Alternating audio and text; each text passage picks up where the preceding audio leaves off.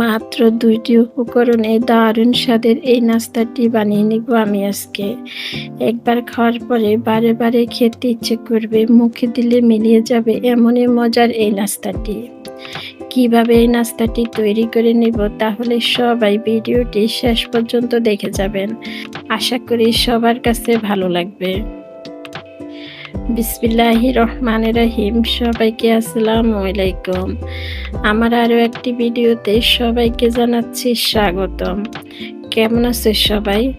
আশা করি আল্লাহর অশেষ রহমতে সবাই ভালো আছো। আলহামদুলিল্লাহ, আমিও ভালো আছি। চলে আসলাম প্রতিদিনের মতোই আজকে আবার আরও একটি খাবার রেসিপি নিয়ে। আশা করি আজকের এই খাবার রেসিপিটিও সবার কাছে ভালো লাগবে। আজকের খাবার তৈরিতে আমার প্রথম উপকরণ লাগবে চাউলের গুঁড়া। প্রথমে চুলার মধ্যে আমি একটি কড়াই বসাই দিলাম। কড়াইয়ের মধ্যে দিয়ে দিলাম ১ কাপ পানি। পানিটা ফুটে ওঠা পর্যন্ত অপেক্ষা করতে হবে। পানিটা যখন ভালো করে ফুটে যাবে, এবার পরিমাণ মতো লবণ দিয়ে দিলাম। লবণ দিয়ে ১ কাপ চাউলের গুঁড়া দিয়ে দিলাম। ১ কাপ চাউলের গুঁড়া দিয়ে চাউলের গুঁড়াটা আমি সিদ্ধ হওয়া পর্যন্ত অপেক্ষা করলাম। এবার যখন আমার চাউলের আটাটা হয়ে গেল, এবার আমি নামিয়ে নিলাম। নামিয়ে নিয়ে এবার ভালো করে হাত দিয়ে এভাবে করে কষলিয়ে কষলিয়ে আটাটারে ভালো করে মেখে নিতে হবে। এই পিঠাগুলো তৈরি করতে হলে এই আটার কাইটা যত ভালো মাখানো হবে তত কিন্তু পিঠাগুলা অনেক সুন্দর হবে। তাই আটা চুলার উপর থেকে নামিয়ে এই কাইটাকে ভালো করে মেখে নিতে হবে।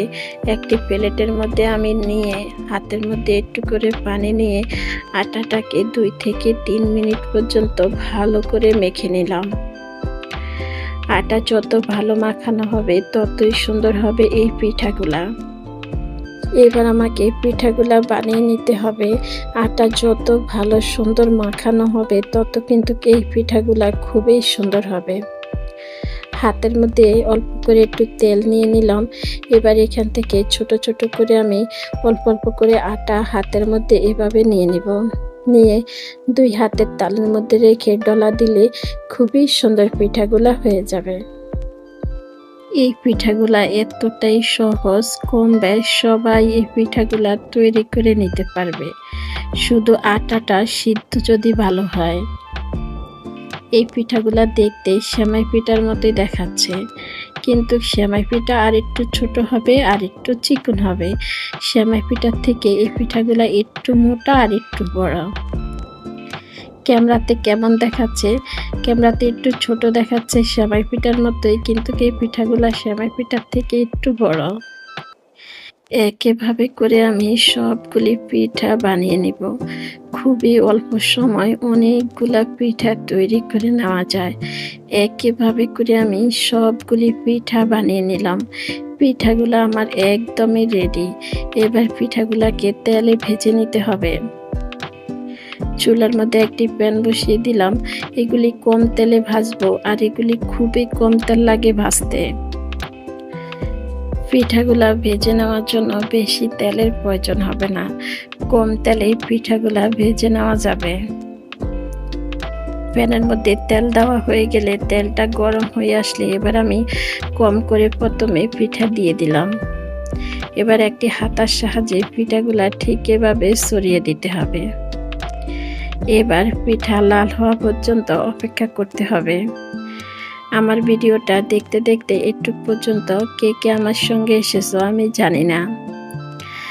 তোমরা যারা আমার সঙ্গে একটু পর্যন্ত এসেছো, তোমাদের সবাইকে আমি প্রতিদিনের মতোই একটি কথা বলে নিই।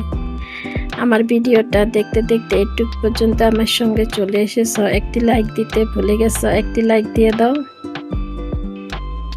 আর এরকম নিত্য নতুন সহজ সহজ খাবার রেসিপি পেতে এখনও আমার চ্যানেলটা যারা সাবস্ক্রাইব করেনি, আমার চ্যানেলটা সাবস্ক্রাইব করে রাখতে পারো।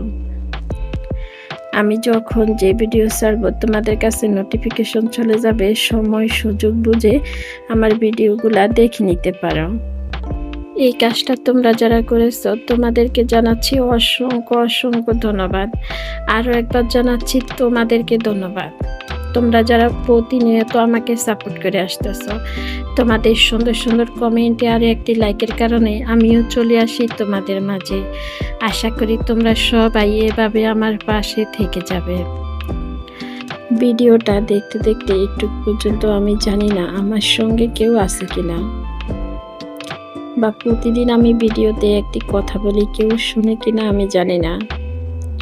ভিডিওতে সব সময় আমি একটি কথা বলি যে আমার সহজ সহজ এরকম খাবারগুলা যদি তোমাদের কাছে ভালো লাগে তাহলে সুন্দর একটি কমেন্ট করে আমার সঙ্গে থেকে যেতে পারো। সবাইকে তো সবার কাছে ভালো নাও লাগতে পারে, সবার কথা বলা একই রকম না, সবার খাবার দাবার একই রকম না, আবার সবাই একই রকমভাবে কথা বলতে পারে না। হ্যাঁ, এটা আমি মানি, আমি ভিডিওতে গুছিয়ে কথা বলতে পারি না সবার মতোই, যে আমার কথা বলাগুলা হয়তো সুন্দর হয় না, অনেকের কাছে ভালো নাও লাগতে পারে। অনেকে আছে খুব সুন্দর করে কথা বলে, আমি হয়তো ওই কথাগুলা বলতে পারি না। যে আমার এই সহজ সহজ কথাগুলা, আমার এই সহজ সহজ খাবারগুলা যদি তোমাদের কাছে ভালো লাগে তাহলে তোমরা সবাই এভাবে আমার সঙ্গে থেকে যেতে পারো। আমার কথার মাঝে, আমার ভিডিওর মাঝে যদি ভুল হয়ে যায় তাহলে সবাই ক্ষমায় দৃষ্টি দেখবেন। এই কথাটি আমি সব সময় বলি। আজকে ভিডিওতে অনেক কথা বলে নিলাম। আমি জানি আমার অনেক প্রিয় মানুষ আছে আমাকে ভালোবেসে আমার ভিডিওগুলো দেখে, আবার অনেকে আসে শুধু একটি কমেন্ট করার জন্য, একটি কমেন্ট করতে যত সময় অত সময় থাকে। তারপরও সবার জন্য অনেক অনেক অনেক দোয়া রইল মন থেকে। এই পিঠাগুলা ভাজার সময় চুলাটা কমিয়ে রেখে এই পিঠাগুলা এভাবে করে ভাজতে হবে। পিঠাগুলা একদম লাল করে নেওয়া যাবে না, হালকা লাল হলে পিঠাগুলা তেল থেকে তুলে নিতে হবে। একটি ছাঁকনির সাহায্যে আমি পিঠাগুলো তুলে নিলাম। আবারও আমি চুলার মধ্যে একটি প্যান বসিয়ে দিলাম, দিয়ে দিলাম হাফ কাপের মতো পানি। পানিটা যখন ফুটে আসবে এবার এখানে আমি দিয়ে দিব খেজুরের গুড়। এখানে আপনারা আপনাদের পছন্দ মতো মিষ্টি অ্যাড করতে পারেন, আমি আমার পছন্দ মতো এখানে মিষ্টি দিয়ে দিব। মিষ্টি খাবার সবাই একই রকম খেতে পছন্দ করে না, তাই সবাই সবার পছন্দ মতো মিষ্টি অ্যাড করাই ভালো। এবার গুড় দিয়ে এই শিরাটা তৈরি করে নিতে হবে। 2 থেকে 3 মিনিট পর্যন্ত ফুটিয়ে নিলে শিরাটা একদমই রেডি হয়ে যাবে। এখানে ঘন করার কোনো প্রয়োজন নেই। 2 থেকে 3 মিনিট পরে আমি চুলাটা বন্ধ করে নিব। এবার ঠান্ডা হওয়া পর্যন্ত অপেক্ষা করব। একদম ঠান্ডা করে নেওয়া যাবে না, হালকা কুসুম গরম থাকা অবস্থায় পিঠা দিয়ে দিতে হবে এই শিরার মধ্যে। এবার অপেক্ষা করব 20 মিনিটের জন্য, এভাবে ঢাকনা দিয়ে ঢেকে রেখে দিব। 20 মিনিট পরে একদম রেডি পিঠা। আজকের মতো আমি এখানে বিদায় নিলাম। সবাই ভালো থাকবেন, সুস্থ থাকবেন। আল্লাহ হাফেজ। আসসালামু আলাইকুম।